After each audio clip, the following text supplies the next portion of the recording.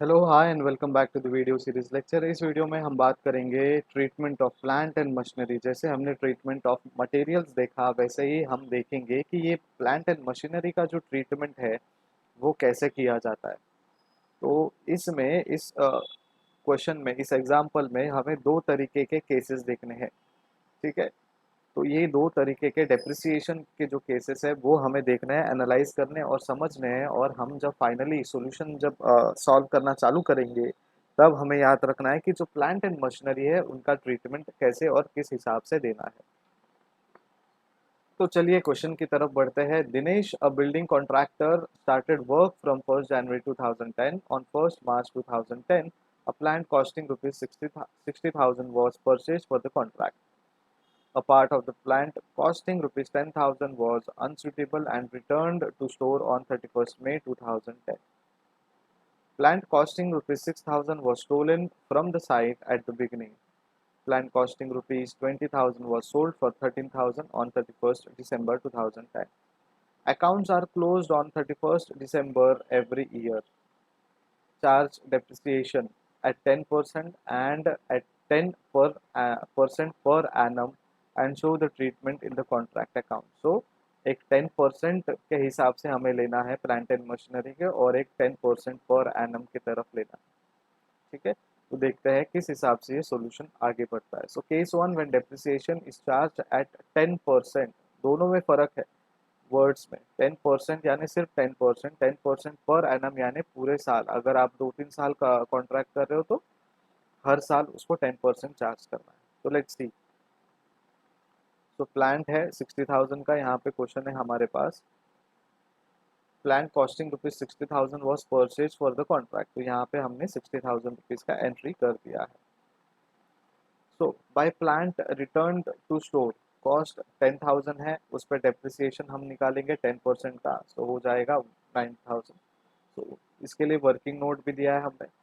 By plant and by profit and loss account, plant stall हो गया शुरुआत में, तो वो हमारे लिए लॉस है, तो यहाँ पर लिखेंगे। प्लांट हमने सेल किया है तो 13,000 रुपीज हम यहाँ पे लिखेंगे। Profit and loss account, loss on sale of plant 5,000। Plant का जो वैल्यू है, सेल वैल्यू 5,000 है, लेकिन उसमें हमें नुकसान कितना पहुंचा है 5,000 का, तो उसका भी वर्किंग नोट हमने यहाँ पे बनाए रखा है, वो भी देखेंगे। प्लांट एट साइट, कॉस्ट 24,000 की थी और उस पर डेप्रिसिएशन हम 10% लगाएंगे। नोट 3, 21,000 की एक 21,600 का एक अमाउंट आ रहा है।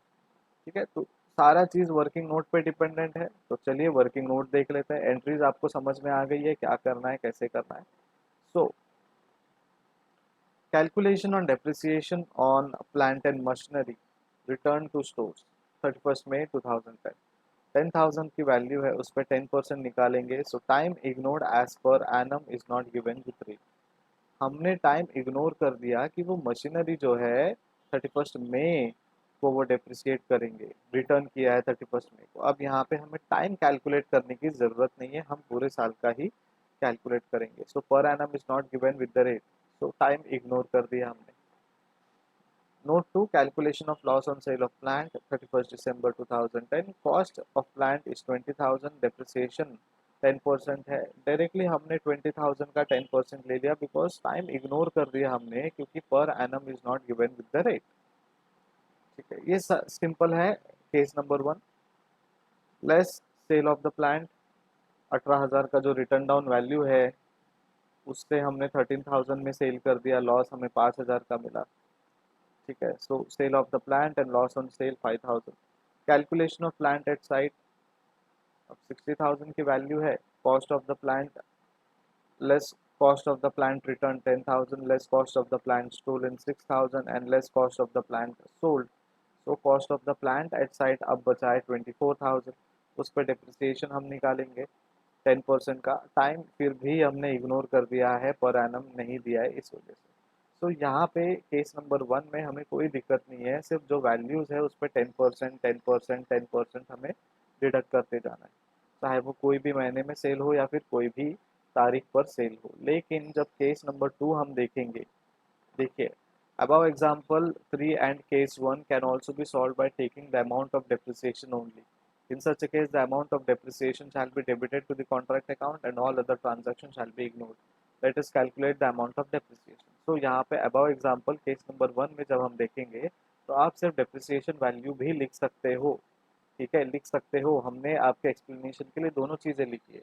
और in that case depreciation shall be debited to the contract account, debit होना चाहिए, याद रखिएगा, debited to the contract account, और अदर ट्रांजैक्शंस को हमें इग्नोर करना चाहिए। अब डेप्रिसिएशन कैसे कैलकुलेट करें?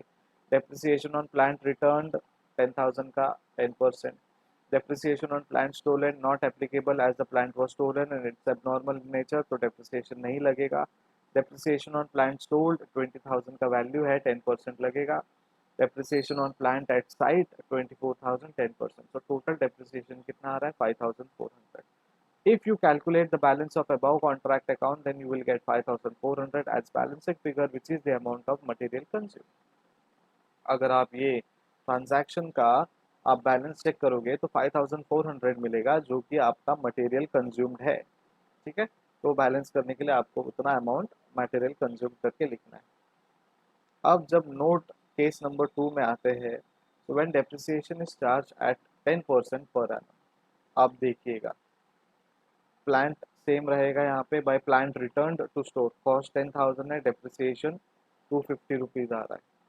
कितना आ रहा है? 250 रुपीज। क्यों? वर्किंग नोट में पता चलेगा क्यों। पहले हमने डायरेक्टली 10,000 का 10% निकाला तो 1,000 रुपये आ गए, अब यहाँ पे 250 रुपीज आ रहा है। प्लांट स्टोल हो गए तो नो डेप्रिसिएशन, सोल्ड हो गए तो no depreciation. Loss on sale of plant, जितना लॉस हुआ है उस पर हमने वर्किंग नोट रखा है। और प्लांट एट साइट कॉस्ट 24,000 का कॉस्ट है, 10% डेप्रिशिएट करेंगे, उसके लिए भी वर्किंग नोट नंबर 2 है, ठीक है। ये वर्किंग नोट नंबर 3 है, यहाँ पे प्रिंटिंग मिस्टेक है, ठीक है। तो ये वर्किंग नोट नंबर 3 है, यहाँ पे याद रखिएगा। लेकिन अगर हम डायरेक्टली लिए फर्स्ट केस में तो 2,400 आ रहा था, अब इस केस में 400 कम आ रहा है, तो 2,000 सिर्फ हमें डेप्रिसिएशन दिखा रहा है। कैसे? चलिए वर्किंग नोट हम देख लेते हैं।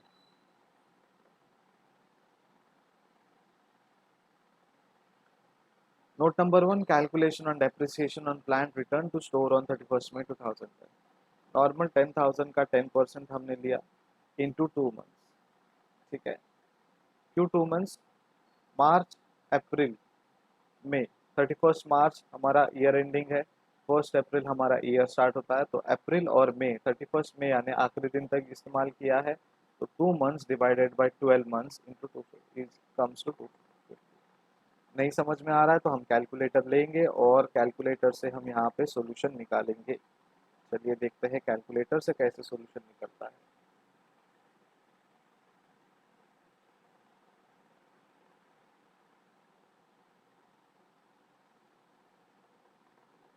देखिए 10,000 इंटू 10 डिवाइडेड बाय 100, ये आपका वैल्यूएशन हो गया डेप्रिसिएशन का।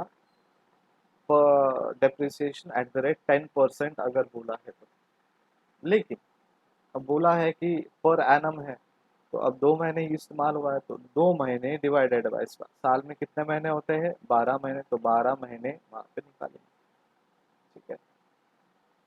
फिर से देखते हैं, कुछ गड़बड़ है, कुछ तो गड़बड़ है। 10,000 इंटू 10% इंटू 2 डिवाइडेड बाय 12, कुछ तो कैलकुलेशन इशू है। तो या तो वो प्रिंटिंग मिस्टेक है, ठीक है, शायद ये प्रिंटिंग मिस्टेक है, क्योंकि इतनी बार करने के बाद भी अगर 166 आ रहा है तो यहाँ पे कुछ तो गड़बड़ है। फिर से एक आखिरी बार चेक करते हैं। 10,000 into 10% into 2 divided by 12, 100% printing mistake है यहाँ पे, ठीक है। क्योंकि 2 महीने का हम ले रहे हैं, 12 महीने का वो कैलकुलेट होता है। अब देखते हैं 166.666 इंटू 12 करेंगे तो कितना आता है? Absolutely wrong. फिर से क्रॉस चेक करेंगे। देखिए कैलकुलेशन गलत सही एक शॉट में नहीं समझेगा आपको, वो आपको बार बार क्रॉस चेक करना ही है। 1,000 है, इन्हें पहले हम डिवाइड करेंगे 12, ठीक है, 12 महीने में, मतलब एक महीने में इतना आ रहा है, इंटू 2 करेंगे 166 आ रहा है। ओके, तो ये 2 महीने का है। ठीक है, तो डिवाइड बाय 2 करेंगे और इंटू 12 करेंगे तो 1000 बराबर आ रहा है। तो अपना आंसर जो है 166.66 होना चाहिए। आप जब भी इसे कॉपी डाउन करोगे, नोट डाउन करोगे, तो यहाँ पे वैल्यूज चेंज करिएगा। ठीक है, then calculation of loss on sale of plant 31 December 2010, 20,000 का ये कैलकुलेशन है। ठीक है, और यहाँ पे 10 मंथ्स के लिए हमने ये वैल्यूएशन यूज़ किया है। सो 20,000 इंटू 10%। ठीक है, और 10 मंथ्स के लिए हमने यूज़ किया है, तो 10 डिवाइडेड बाय 12। देखिए अब ये जो वैल्यू है एकदम बरोबर आया है, 1,666.6666, तो 67 यहाँ पे लिया है। तो ये 250 का वैल्यू यहाँ पे प्रिंटिंग है, कैलकुलेटेड मिस्टेक है। और यहाँ पे हमने जब कैलकुलेट किया तो प्रोसीजर सेम था। फिर से चेक करेंगे, क्यों नहीं, क्रॉस चेक करना हमारा काम है। तो हमारा वैल्यू है 20,000 का, उस पर हमने 10% लगा दिया। उस पर हमने 10 मंथ, 10 मंथ लिए, साल में 12 महीने होते हैं, और ये ले लीजिए 16,666 आ रहा है अभी। फिर से चेक करेंगे, 20,000 इंटू 10%, ये हो गया 2,000 रुपीज़, और इस पे हम 10 महीने का कैलकुलेशन करेंगे तो 1,666। सो आप जो कैलकुलेट करते हो वो ध्यान में दीजिएगा। ठीक है, देखिए जो भी स्टैंडर्ड्स है, जो भी कैलकुलेशंस है, वो आपको ध्यान में रखना है। जिस तरीके से आप कैलकुलेट कर रहे हो ना, वो भी आपको इम्पोर्टेंट है। देखिए यहाँ पे अगर आप देखते तो 2000 हमने लिया था, उस पर 10 ऐड मल्टीप्लिकेशन किया है, बट उसको डिवाइड नहीं किया हमने 100 से। जबकि यहाँ पे 20,000 लिया है, 10 डिवाइडेड बाय 100 करके 2000 आया है, उसके बाद हमने आगे का प्रोसीजर किया है। सो ऐसा गड़बड़ आप अपने एग्जाम में भी कर सकते हो। ठीक है, अब मैं ना ही पैनिक हूँ, ना ही मैं टेंशन में हूँ, ना ही मुझे कोई एक लिमिटेड टाइम में बताना है कि ये ऐसा ऐसा चीज़ है। लेकिन एग्जाम में आपके पास लिमिटेड टाइम है, तो ये मिस्टेक्स मत कीजिएगा आप। ध्यान देते रहिए और क्रॉस चेक करते जाइए। तो इसी तरीके से हमें आगे भी कैलकुलेशंस करना है। Calculation of plant at site, cost of the plant है 60,000 का, cost of the plant return 10,000 है, cost stolen, plant stolen 6,000, plant sold 20,000, cost of the plant है 24,000, और उसका जो 10% है 10 महीने के लिए, वो 2,000 है। अब बोलोगे सर ये 10 महीने कैसे आया? अप्रैल से शुरुआत कीजिए, जब वो बेचा है, या फिर जिस तारीख तक वो प्लांट एट साइट है, उस महीने तक आपको कैलकुलेट करना है, मंथ 1, मंथ 2, मंथ 3, और उस हिसाब से आपको महीने पता चलेंगे।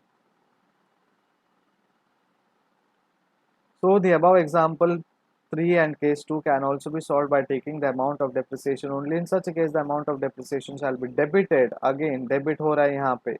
ठीक है, सेम केस नंबर 1 में जो इन्होंने नोट दिया वही नोट है यहाँ पे।